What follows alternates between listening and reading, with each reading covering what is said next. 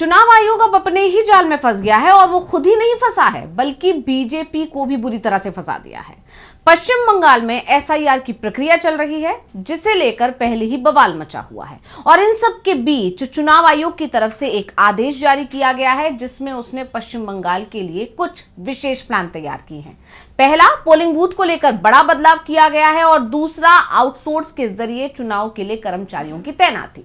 अब इसे लेकर अलग बवाल मचा हुआ है। टीएमसी तो पहले से ही चुनाव आयोग पर हमलावर थी। याद कीजिए, जब 4 महीने पहले बिहार में एसआईआर शुरू हुआ था तो उसका सबसे पहले विरोध बिहार के विपक्षी नेताओं ने नहीं किया था बल्कि बंगाल में टीएमसी की तरफ से पहली आवाज उठी थी। एसआईआर को पिछले दरवाजे से लागू किया जा रहा एनआरसी बताया गया था और यह भी कहा गया था कि असली निशाना बिहार नहीं है बल्कि पश्चिम बंगाल है। और जिस तरह का एसआईआर बंगाल में कराया जा रहा है उससे टीएमसी का यह दावा सच होता भी दिख रहा है। लेकिन टीएमसी के जबरदस्त विरोध के चलते एसआईआर का मुद्दा चुनाव आयोग के ही अब गले पड़ गया है। टीएमसी के प्रतिनिधियों को चुनाव आयोग की तरफ से न्योता दिया गया है। तो आज हम अपनी स्पेशल रिपोर्ट में बात करेंगे मुश्किल में फंसे चुनाव आयोग की। नमस्कार, मैं हूं अंशिता। चुनाव आयोग अब चौतरफा घिर गया है क्योंकि विपक्ष तो पहले ही मोर्चा खोले हुए है, तो वहीं सुप्रीम कोर्ट की निगाहें भी अब आयोग के खिलाफ टेढ़ी हो गई हैं। एक तरफ तो विपक्ष सड़क पर उतरकर चुनाव आयोग को घेर रहा है तो दूसरी तरफ सुप्रीम कोर्ट ने चुनाव आयोग को नोटिस भी जारी कर दिया है जिससे चुनाव आयोग अब दबाव में दिखाई दे रहा है। और यही वजह रही कि अभी तक विपक्ष के आरोपों और शिकायतों को नजरअंदाज करने वाला चुनाव आयोग अब विपक्ष की शिकायत सुन भी रहा है और मिलने का समय भी दे रहा है। दरअसल एसआईआर के खिलाफ सबसे ज्यादा विवाद गैर बीजेपी शासित राज्यों में देखने को मिल रहा है। खासकर पश्चिम बंगाल में तो सत्ताधारी दल टीएमसी सड़क पर उतरकर इसके खिलाफ आवाज उठा रहा है और स्पेशल इंटेंसिव रिवीजन को लेकर तृणमूल कांग्रेस आग बबूला है। पूरे देश की अगर बात की जाए तो विपक्ष एसआईआर को साइलेंट इनविजिबल रिंगिंग का नाम दे रहा है और विपक्ष का यह भी कहना है कि असली मतदाताओं को हटाने का बहाना है। वहीं बात करें पश्चिम बंगाल की तो वहां पर सत्ताधारी दल टीएमसी ने इसे चुपके से चुनावी हेराफेरी करार दे दिया है। यही नहीं, ममता बनर्जी जो कि राज्य की सीएम है और तृणमूल कांग्रेस की चीफ भी हैं, उन्होंने तो एक ही हफ्ते में चुनाव आयोग को लगातार 2 पत्र लिख दिए और तीखे सवाल पूछे जिसका असर यह हुआ कि टीएमसी ने जब ईसीआई से मुलाकात के लिए समय मांगा तो आयोग ने बिना देरी किए तुरंत मिलने का समय दे दिया। अब 28 नवंबर 2025 को सुबह 11 बजे टीएमसी का एक प्रतिनिधिमंडल ईसीआई के शीर्ष अधिकारियों से मिलेगा और इलेक्शन कमीशन ने अपने पत्र में यह भी कहा है कि वो राजनीतिक दलों से नियमित संवाद के लिए खुला है और रचनात्मक चर्चा को प्रोत्साहित करता है। जो जानकारी मिली है उसके अनुसार टीएमसी ने एसआईआर के मुद्दे पर विपक्षी दलों के साथ साझा चिंता जताते हुए चुनाव आयोग से इस पर विस्तृत बातचीत की मांग की थी। पार्टी का यह भी आरोप है कि एसआईआर के नाम पर मतदाता सूची में बड़े पैमाने पर काटछाट और अनियमितताओं का खतरा है। लेकिन अब चुनाव आयोग की तरफ से जिस तरह से तुरंत इस मामले को गंभीरता से लिया गया और तो और टीएमसी नेताओं को मिलने का समय दिया गया, उसे देखकर चर्चा चल पड़ी है कि आयोग अब समझ चुका है कि टीएमसी ने उसकी चाल या कहें कि चोरी पकड़ ली है। यानी कहा जा सकता है कि चुनाव आयोग डरा हुआ है और इसीलिए टीएमसी की बातों को सुन रहा है, उससे मिलने का समय दे रहा है। हालांकि चुनाव आयोग ने टीएमसी को मिलने का समय देकर मामले को शांत करने की कोशिश की, लेकिन टीएमसी ने बता दिया कि इससे कुछ होने वाला नहीं है। दरअसल अभिषेक बनर्जी ने आयोग के लेटर पर तुरंत जवाब दिया। उन्होंने बाकायदा अपने सोशल मीडिया हैंडल पर लिखा कि 10 सांसदों के प्रतिनिधि मंडल के लिए समय मांगा गया है। ये प्रतिनिधि भारत की जनता द्वारा चुने गए हैं, ना कि मुख्य चुनाव आयुक्त और चुनाव आयुक्त जिन्हें भारत सरकार चुनती है। चुनाव आयोग को पारदर्शी और सौहार्दपूर्ण दिखाने वाले ये चुनिंदा लीक एक बनावटी दिखावा मात्र है। अगर चुनाव आयोग वाकई पारदर्शी है तो वो सिर्फ 10 सांसदों का सामना करने से क्यों डर रही है? बैठक खुलेआम करे, इसका सीधा प्रसारण करे और उन 5 सीधे जायज सवालों के जवाब दे जो एआईटीसी आपके सामने रखेगी। क्या चुनाव आयोग अपनी पारदर्शिता साबित करने को तैयार है या वो सिर्फ बंद दरवाजों के पीछे काम करता है? यही नहीं, तृणमूल कांग्रेस ने भी अपने आधिकारिक हैंडल से चुनाव आयोग पर निशाना साधा। उन्होंने लिखा कि चुनाव आयोग को अभिषेक बनर्जी ने कड़ी फटकार लगाई। अगर चुनाव आयोग सचमुच पारदर्शी है तो वो सिर्फ 10 सांसदों का सामना करने से क्यों डरता है, बंद दरवाजे के पीछे क्यों छुपा है, लोकतंत्र को एक गुप्त समाज की तरह क्यों चलाता है।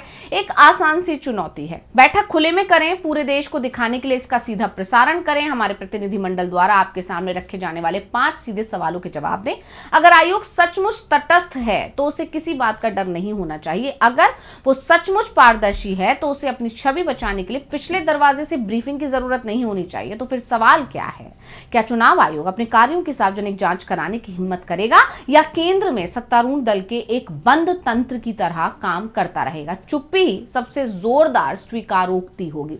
यानी चुनाव आयोग की कोशिश थी कि वो टीएमसी नेताओं को बंद कमरे में मिलने बुलाएंगे और फिर सारा मामला ठंडा पड़ जाएगा, लेकिन टीएमसी ने चुनाव आयोग की इस कोशिश पर पानी फेर दिया और साफ साफ कहा कि जो आप बैठक करने की बात कर रहे हैं उसे सार्वजनिक तौर पर करें, प्रेस कॉन्फ्रेंस करें या किसी भी तरह सबके बीच वो सवाल जाने चाहिए जो टीएमसी के सांसद आपसे पूछेंगे।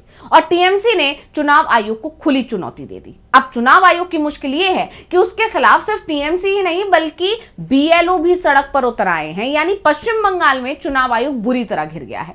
बंगाल में जारी मतदाता सूची के विशेष गहन पुनरीक्षण में शामिल बूथ स्तरीय अधिकारियों के संगठन ने कोलकाता में एक मार्च निकाला। बीएलओ का आरोप है कि उन पर काम का दबाव बनाया जा रहा है। यही नहीं, बीएलओ का यह भी कहना है कि प्रक्रिया में प्रणालीगत खामियां हैं।